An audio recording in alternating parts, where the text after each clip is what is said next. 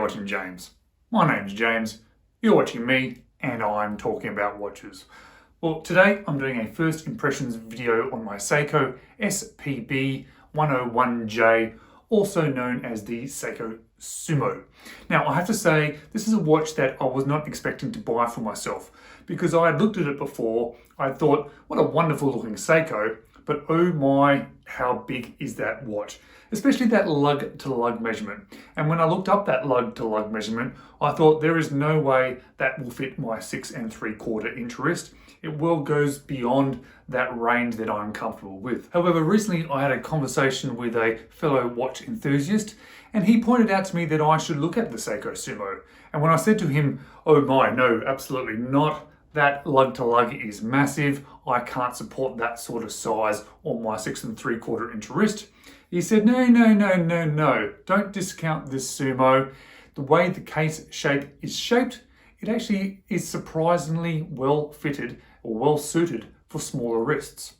So I thought I'd follow his advice. I would take that leap of faith and I'd buy this Seiko Sumo. So does it fit my wrists? Well, I'm hoping so, because I spent a bit of money on it. But let's flip the camera now and let's see what my first impressions of it are and how it does fit on my sort of medium-sized wrist. So the Sumo comes in one of the bigger Seiko boxes with an outer white box. It's one of those slightly harder boxes that you sort of expect from these slightly more expensive Prospex line Seikos. Inside we've got a warranty cards and user manuals, talking about the 6R35 movement. And then we have our watch within. And I have to say, my first impressions are that it is quite substantial and quite substantially good. It's really quite an impressive looking watch. Very clean dial. Obviously, those applied indices, those hands very well put together, very nice to look at. And just the overall shape of the watch is very pleasant. Have a look at that sort of case profile. It's really stunning. Look at the angles of the case there, the little cutaways there, the way it cuts back towards the bracelet there, the way that it has a semi-shrouded bezel. And what I didn't realize about it is that bezel, it actually goes on a slight outward lean, which is quite interesting. Very nice. Has the crown at the 4 o'clock position. It's unguarded, very easy to access and use. Being the 4R movement, it has hacking and hand winding, as you would expect. Has the date wheel at the 3 o'clock. It has really nice, as you would expect, Seiko style action on the bezel. And that Seiko style is sort of like a muted style. That's sort of how I sort of explain what the Seiko bezel action is like. It lines up pretty well. I'm pretty impressed by that for a Seiko. You're not always going to get perfect lining up of bezels and things and indices on these watches, but this one's done quite well. It comes on a very standard, what I would expect bracelet from the Prospex line. It has solid end links. It does have solid links. It's sort of brushed with it's quite interesting, there's a little sort of a fine polished line on either side of that sort of mid link that is not actually a mid link. So it's like a single solid link, but it's got those nice little accent.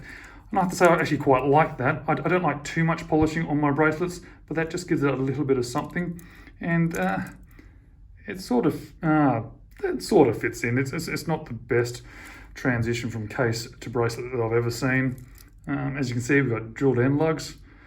But I have to say, what's really standing out to me is that case profile. Look at that. It just sweeps down, then sweeps under, and it also sweeps back towards those that bracelet. It's very pretty, very nice. And well, we're going to expect this, aren't we? It's a press clasp. Well, there's not much more to say about that, is there, on a Prospex line watch? Case back is what you expect. It's got the wave and the details of the Seiko on the back there. This is obviously the black dial variant. I know it does come in a couple of other colors. Looks like it's got an aluminium insert. Actually very well done. I quite like the aluminium bezel inserts. I think they have a nice sort of satin look to them. And I like how it's inset in as well, with that little bit of a lip there on the outer edge of the bezel. Very easy bezel to grab, but you'll see with that semi-shrouded bezel, you can grab it from the sides, but it's much easier to grab from the top and the bottom. Yeah, certainly a lot easier to do that. And now we know that this watch has a huge lug to lug, and I only have a 6 3/4 inch wrist. That's about a medium wrist. So how is this watch going to fit to my wrist? Because realistically, I think this is about a 52 millimeter lug to lug. And I've always really thought that 50 millimeters is the absolute maximum. And realistically, 46 to 48 is my comfort zone. Let's have a look. And I am going to say it fits me. It only just fits me, but because of that curvature of that case, it actually curves down quite a lot.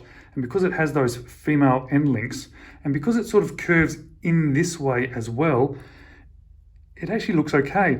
You can see that the bracelet actually has curvature to it. And what I mean by that is it actually comes away from the case and curves around my wrist. I'm more concerned if it sort of drops straight down like that. I think that doesn't look particularly good on a watch. But if it actually comes away from the case and then actually curves to my wrist, which this does on both sides, and as you can see, you can actually see the bracelet. It's not dropping down like that. I can't believe that this watch actually fits my wrist. And it's such a good looking, fun looking watch. Oh, it's just gorgeous. I'll have to say this is one of the better Seikos that I've ever owned, and certainly one of the nicer ones that I've seen on my wrist, even though it is quite substantial. And it is actually quite tall as well, but it's not stupid tall. And because it is quite wide this way and quite wide this way, it's just, oh, it's beautiful. I'm really impressed by it. And I'm still blown away with how a watch this size can still feel like it fits to my wrist. I guess that's a bit of a Seiko trick, isn't it? It's amazing what they can do with watches and lug sizes and case shapes so that it fits a slightly smaller wrist. All right, guys, thank you so much for watching me ranting about another Seiko. Well, get used to it. There's a few more coming up this year. Thank you for watching. I hope to see you again in another video.